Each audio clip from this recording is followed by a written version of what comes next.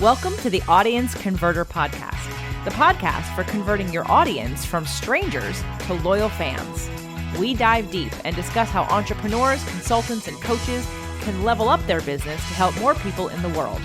Now here's your host, the creator of the Audience Conversion Method, Kimberly Weitkamp. Do you struggle with getting your message in front of the right people? I don't mean figuring out which of the many social media channels to be out there. But whenever you have a new offer or a new opportunity or even a new resource that you really want to share with your community, do you struggle with getting your community to actually open your emails? I have created a really awesome in-depth workshop where we'll go through exactly how you can use a welcome series. It's a series of 5 to 7 emails that people get when they first join your list that creates a curated customer experience and leads to higher engagement rates, higher conversion rates, and higher open and click rates. You can join me and grab your ticket at theaudienceconverter.com/workshop. If you've ever wanted to create an engaged community that you know is going to be more eager to open your messages, learn about your offerings, and of course, expand the audience in which see your offer and have the opportunity to invest their time, energy, resources, and money with you, this is definitely an option for you to get those welcome series written. So this 3-hour workshop will be a get it done style, training, time to write, and time to get feedback. Grab your ticket at theaudienceconverter.com/workshop. Welcome back to another special installment of the Audience Converter Podcast for community leaders. I'm Kimberly Weitkamp, your host, conversion copywriter, and marketing strategist. And today we're talking about some lies and myths when it comes to email marketing, specifically the lie about open rates. All right, we are diving into the lies about open rates. It is one of the most common questions I get from people. What's a good open rate? What's a good open rate? Doesn't matter what it's about, right? What's a good open rate for my welcome series? What's a good open rate overall? What's a good open rate for my cold email subscriber list? Whatever it is. What is a good open rate? And I am going to make a bold, big statement here. There is no good open rate. Okay? There is no good open rate. Because at the end of the day, your open rate is always going to be lower than what you want it to be. The goal of your email is to do something. What is that goal? What is your goal? What is the goal of you sending out an email? Is it to get someone to buy? Is it to get someone to engage? Is it to get somebody to click? Is it to get somebody to know that you're there for them? Is it to get somebody to interact with your podcast, to interact with your YouTube channel? Whatever it is, I want you to ditch this idea that there is a good open rate. Here's the thing. We can talk about the vanity metrics until the end of time, right? It's not about how often someone opens your email. Because one of the things we forget about this when it comes to email marketing, is that your open rate is a drop in time. It is a single snapshot. Most of us kind of forget, right? Oh, I had a 35% open rate. That was amazing. Oh, I only had a 22% open rate. That makes me so sad. It's not always the same people. And if you go and you look, right, most of our systems, they'll give us a brief snapshot of what an open rate looks like. This email you just sent out, it's got a 33% open rate. Okay, cool. If you click on that, then you can see exactly who are the people who opened it. And if you compare that to even the very last email you sent, if it was the exact same group of people, you're going to see some similar names, but you're also going to see some different names. So when we look at our open rate, one of the things that we need to remind ourselves of is it's not an absolute of the engagement of our list. Let's say 30% of people did open email number 1, and then 28% of people opened email number 2, and 31% of people opened email number 3. Okay. So you might think, oh, my open rate's 30%. Only 30% of my audience is interacting with me. But most likely, half of the people who opened email 1 didn't open email 2. And half of the people who opened email 2 didn't open email 3. But they are interacting, they are engaging, they are active in your list. So when you look at your email open rate, 30% just means the 30% of your list that opened that specific message. Every time you send, you might get a 30% open rate, but they're different people every single time. So to make things easy, let's say you have a list of 1,000 people. So a 30% open rate is 300 people. 300 people said, ooh, that sounds interesting. I want to read more. If you had 300 people in a room, would you be okay with them all paying attention to the next 5 minutes of you talking? I think you would. Especially if they are the right fit for you. They're the right type of audience member to be listening to. And then what happens if half that room goes to the next room and then a new set of 150 people wander into that room, and that represents the 30% of people who opened email number 2? Would that be worth it? Suddenly, you've actually spoken with 450 people, not 30, not 300, and it was in the same space of a day, right? Maybe it was a couple of days. Maybe this was over 3 days. But that's 450 people to raise their hand and engage with you in the course of 72 hours. That's great. That's a lot. That's fantastic. So we have to remind ourselves that just because our average open rate is 30%, 35%, 15%, 8%, whatever it is, for that particular message, it's only that message. And the composition of the people who open that email are different every time. You send an email Monday, Wednesday, Thursday, each of them gets a 30% open rate. I can almost guarantee you the 30% of people who opened Monday, Wednesday, and Friday were different. You might have a lot of people who are the same, but even if 10% of people are different, it's a new 10% every time. That's still an additional percentage of your list that is seeing you, that is interacting with you, that is learning more about you. And it's not as small as you think it is. It's not as small as you think it is. Now, there are ways for you to feel better about your open rate. One of them is to segment, right? See what people are interested in, send them an email. If it's directly to what they've said they're interested in, you'll see your open rate go up for that particular email because it's highly targeted. Okay? So one thing I really want you to think about is that your open rate is not universal. It is not the same people every time. It's different people every time. So the percentage of your list that's interacting with you is probably bigger than you think it is. Also, let's talk about the next part. So many of us focus on open rates. We're like, ooh, what's a good open rate? What's a good open rate? What's a good open rate? But opens, you can't take to the bank, right? You can't show up to your bank and be like, hey, I got 55% of people on my list to open my email today. I want some money. Doesn't work like that. 55% of people open your email. Great. 1% of them click. That's a lot smaller. 0 of them decide to buy. That 55% open rate, it's not useful for you.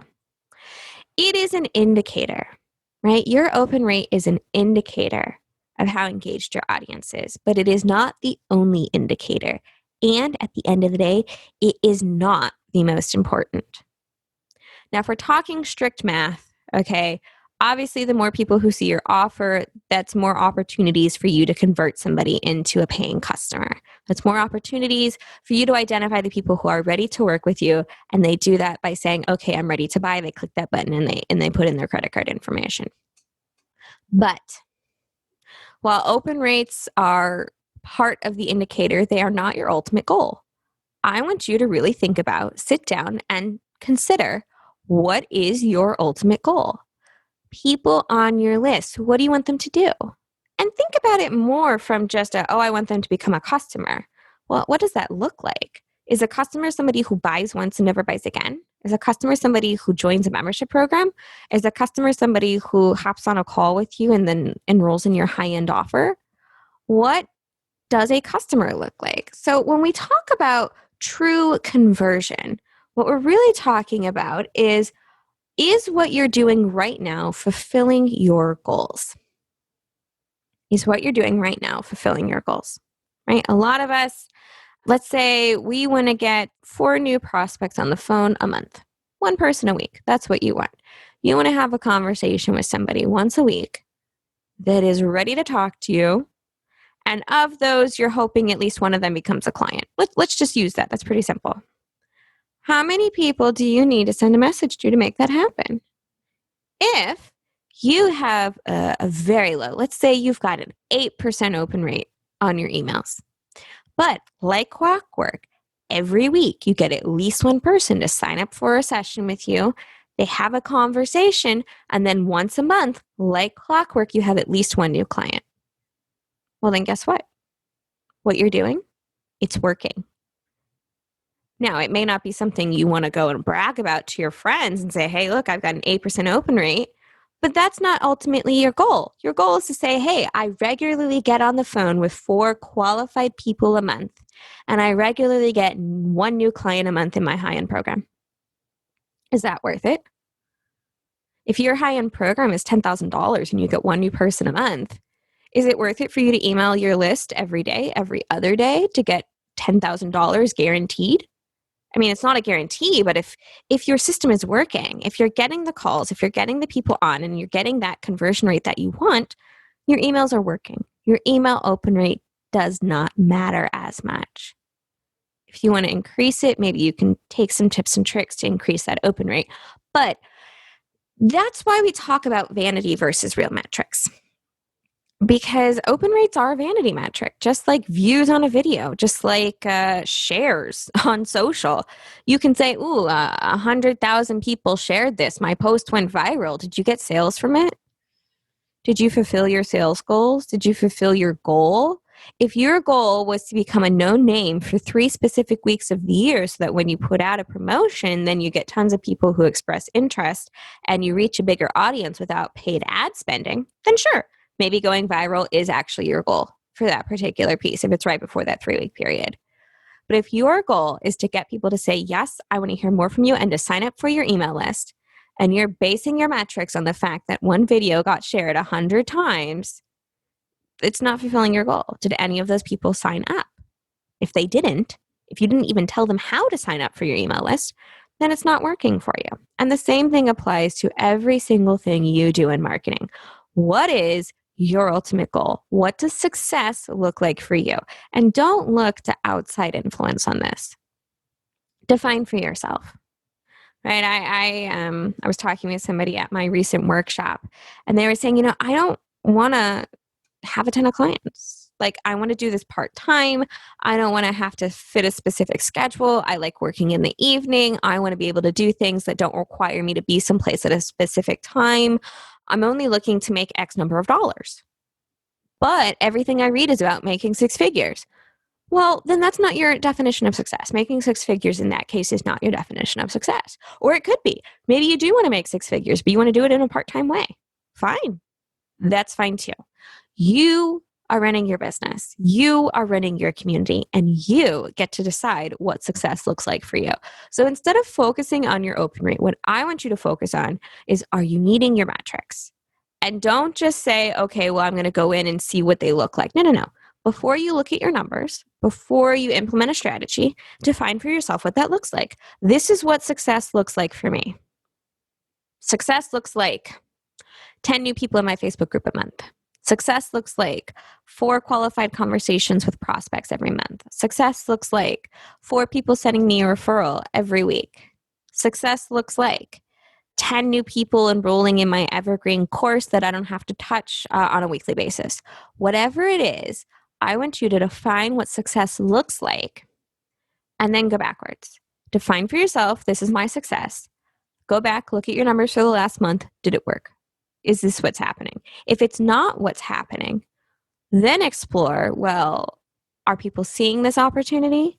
Am I giving people this opportunity? Is this opportunity clear? So often I will talk to people and they'll say, I sent out an email and I got crickets. And I'll ask, well, what was your open rate? And in that case, it's important because they need to know if people are even interested. And they'll say, well, I don't know. Okay. Did anybody click? Did anybody at least view the opportunity? If nobody opened it or if nobody viewed the opportunity, you can't really say you got crickets because nobody saw the opportunity you had in the first place. So something needs to change so people are encouraged to then go look at that opportunity. So the lie about open rates is that there is some magical number that's going to do amazing things for your business. I have seen people operate 6-figure and more businesses on a 15% open rate on average. I've seen people do it on a 60% open rate. Right? What really matters at the end of the day is you defining what your success looks like and then backtracking to see, are you meeting those goals? Awesome. Thank you so much for listening today. And if you are looking to increase your open rate, though, if you want to define what that win looks like, define what your success looks like for a brand new subscriber within the first 30 days, be sure to check out the Write Your Welcome series workshop. It's 3 hours. It's live. You get my live feedback and opportunity to actually go and write your welcome series. And what that can do is help you reach those goals within the first 30 days. Check it out at theaudienceconverter.com/workshop. That's it for today. Thank you so much for listening. I'm excited to hear from you. If you have questions about email, about open rates, about setting your own success metrics, I want to hear them. Reach out at contact@theaudienceconverter.com. Let me know you are a listener and that you've got questions. I will be happy to answer. Until next time, everyone, keep calm and carry on. Thanks for listening to the Audience Converter Podcast. For more information and important links about today's show or for access to our website, visit theaudienceconverter.com. Take a moment to rate and review on Apple Podcasts or wherever you get your podcasts.